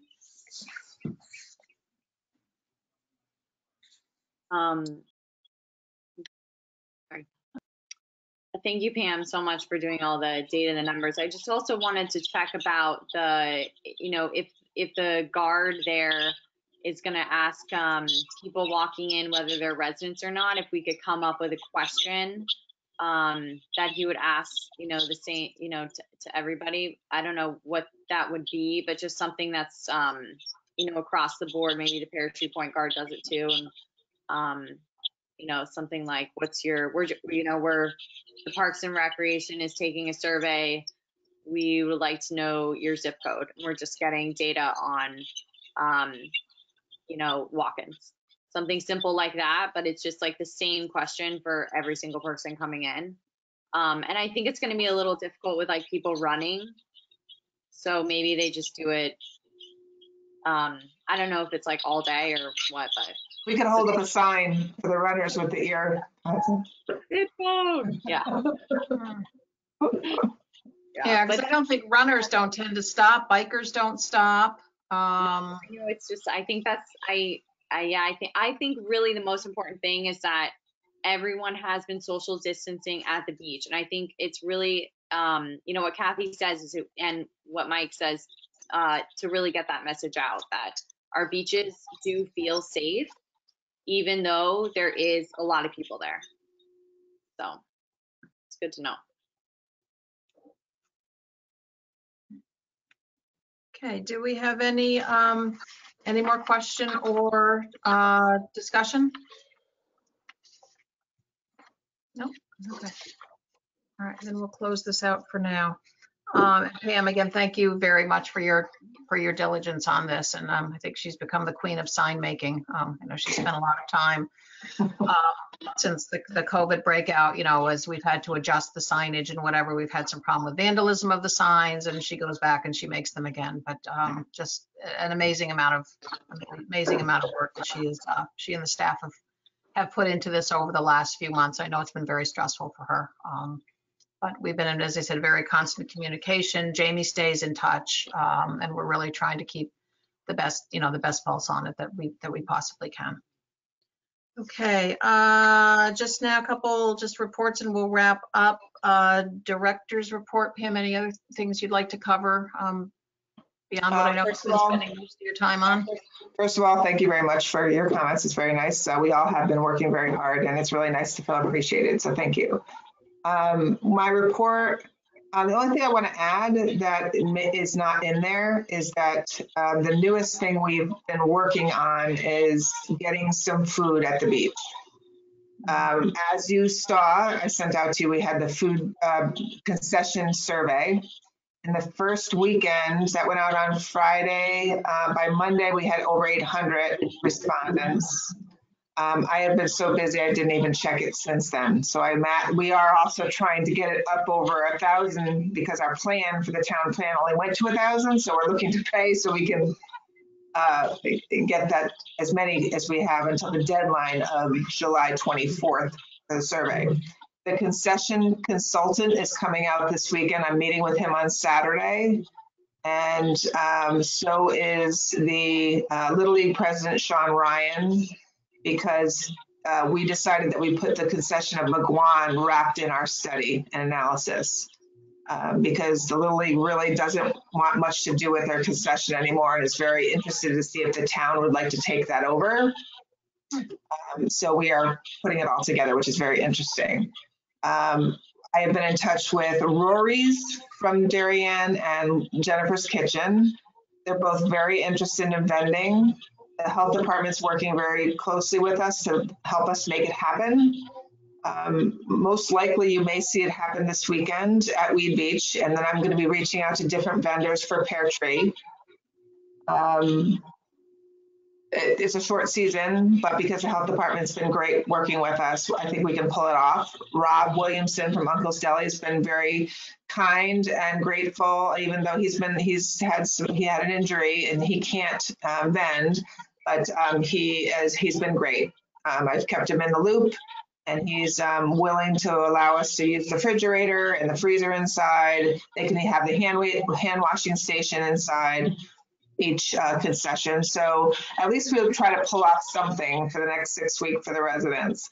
And maybe that give them a different feeling for whether or not, hey, this really is a great service to have somebody here giving food so that I don't have to pack my lunch every single day. So I think this is going to come at a really nice time for the study too, and the survey. So that's the other thing that's currently happening that we're trying to pull together. But other than that, I think my report speaks for itself. We've been very busy. All the programming that we've been doing has been going smoothly. Cherry Lawn is packed with pickleball players, packed with tennis lessons. We've had our small sports camps and our archery, and today I saw guitar going into the paddle hut. So we've just been very busy. It actually feels somewhat like it's starting to feel a little normal. Yeah, the security guys keep talking about how they can't believe the pickleball. They said there's just always lines for pickleball. They're like, we just can't believe how nuts people are over that game. And we seem to be hearing a lot about that. So that's all from me. Okay. Pam, I think we talked about the geese at Tilly Pond, that you were renewing the contract for that, because I think I've seen a lot of comments on social media about the condition, about all the geese poop there. Yes. Can you talk a little bit about that? Have you gotten actual complaints outside of what I've been sending to you from residents? I've gotten a few concerns. And actually tonight, before I left for work today, I went down there just to observe.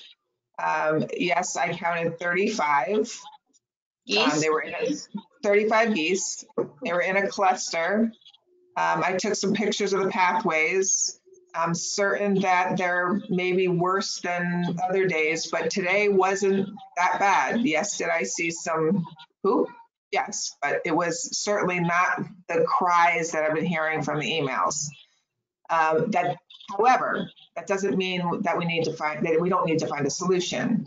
I did talk to Kate. Yes, I tried some mechanisms. Those mechanisms haven't worked. I was asked to call the geese relief back. I did. He has to give us a quote. Doesn't mean that that quote coming in is a given that the top administration is going to say, yes, okay, we'll spend $20,000. It will depend what that quote is. And it also depend whether we have to go out to bid. So he has not, I talked to him maybe 3 weeks ago. He has not followed up with a quote. And even still, he said he couldn't start working until August. So I think I've been in touch with some people about whether or not they know anybody with herding dogs. So we still have kind of some mechanisms out there that we're fooling around with, but it will all come to the dollar amount and whether the town's willing to swallow whatever that may be. Pam, refresh my memory. Is it certain types of dogs that have to be used? Australian, border collies. Yeah. Border collies. But it's not necessarily the only dogs that can. Jamie Gore can tell you that her lab ran for Fairfield University and ran the geese off those fields. So it's not necessarily that it has to be the exact same dog, but it has to be an obedient dog that's going to obviously come back. Because when we did our park tour last October, we had, I think, just a very brief conversation about, having, people in town with, the suitable types of dogs, do more of a volunteer program for us, and, that the dogs would wear some kind of little vest or something, and it'd be clearly marked that they're part of this program. Is that something we could pursue? It is something that I have heard in other states, that whether I heard it or read it in the NRPA, it certainly is a feasible idea, but that's an idea. Someone has to facilitate it. Someone has to find whether or not there are suitable dogs out there. So I think it's a little bit bigger than what it seems like. It always is. Yes. So is it feasible? Possibly.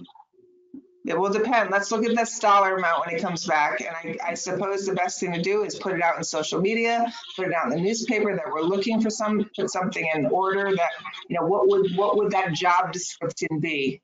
Right. Can I ask you a naive question? So what happens? So the poop gets washed away. Do we have to clean it? Like the gym staff, what happens to poop that does end up on the walkways? Well, I think there are times that they do spray them, but most time also it goes away with the rain. It could be rainfall that washes that away, just like it can with dog poop, and then it disintegrates. But like I said today, of course I witnessed some, but it was not all over the walkways as I thought it was going to be. It was more so I saw some in the grass, and but it wasn't a disaster. But I've certainly seen the disasters before. I've seen it much worse, and it wasn't as bad. But that doesn't mean that doesn't need to be taken care of. And does it end up in the pond and have any toxic qualities or something that affects the health of the pond? I do not understand that to be the case, and the health director has never come back and said that either. Because some people will use that as a mechanism saying that it's dangerous. The health department has not said that. Okay. All right. Well, I think it's something we would get a lot of handle on, because it's clearly it's impacting people's enjoyment of the park, and I would personally just find that many geese a little bit intimidating too. Well, they're starting to get confident too. So right there, it's their place. So right. I've heard that as well. And I actually was at Highland today. There wasn't a single geese there. No, they'll find it. There were no geese, but I think it's because of the construction. I think the construction probably took care of that. And, with activity, it's interesting to me that Tilly is finding so many, because typically with activity they go, but it's because of the pond, I think. As well. So okay, thanks. Okay, anything else? Questions for Pam? Lori, can I just ask a panel question or give feedback to you guys? So thank you very much. Steve and JC are doing a great job. So thumbs up for them. I played paddle tonight, hence my attire here. But the question is, are you guys getting any pushback or letters or comments about, and this could apply for the tennis courts too, because the tennis courts are very busy, which is a great thing. Everybody's out, and the paddle courts are packed. I'm calling it paddleball. I'm sorry, pickleball. They're packed. Is there any rule that we have in town that says you can only play for a set amount of time? Like, is there a courtesy thing? If people are waiting, please get off the court after an hour and a half or 2 hours. The reason I'm saying that is you're probably going to hear from Steve and those guys that with pickleball, those courts are packed, and there are some people that are dominating it and staying on for a very long time. So I don't know if you have these rules with tennis down at Weed Beach, where if people are waiting, or even at Cherry Lawn, if they're waiting. I don't know if we have signs that say, I haven't seen a sign that says you can only play for a certain amount of time, but under a courtesy law almost. It's just something we might want to think about because it's getting crowded. I believe it's an hour. Jim Coughlin, can you confirm that for Weed Beach? Yeah, the rule is, Patty, it's an hour. The courts change on the hour. So it's actually posted on the set of 3 courts at Weed Beach at the back, and also the set of 3 courts at Cherry Lawn. It's posted at Cherry Lawn? Okay. Yep. Yeah. But we might want to think about doing something similar for pickleball, just for you guys to think about it. An hour is going to be too short. They usually do an hour and a half, I think, is what Steve said. So I'm sure he's going to follow up with you tomorrow, but I'm just giving you the heads up now. Thank you. Oh, sounds good. We look forward to talking to Steve. Lucky us. Thank you. Anything else for Pam or Jim? No, okay. All right. I really don't have much beyond, I feel like I did a larger than normal amount of talking tonight. Obviously my activities have been, taken up with, questions and queries about the beach and the activities and understanding, what we can and cannot do, et cetera. So not really, not too much to report beyond that this evening. So that is it, unless anybody has any new business that they'd like to have us entertain. I'd like to say one thing.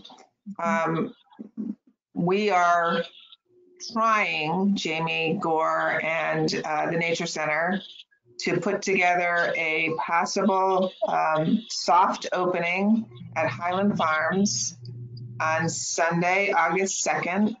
It'll be a community picnic with a band and our band shell. And we're going to have safety circles for families to sit in that will be 15 feet apart.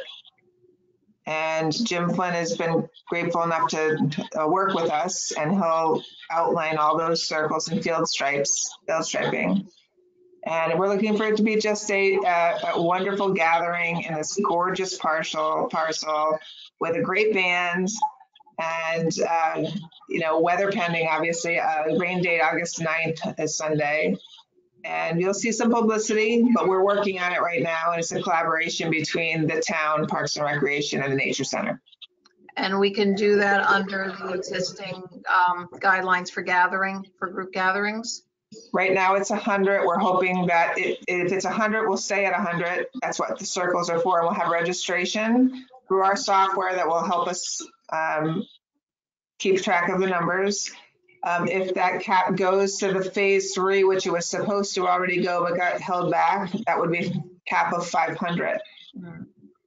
But so you, under the current phase, you would have to cap it at 100 people? Yes. Okay. That'd probably fill up fast. Yeah. I'm thinking by August 3rd, it might push.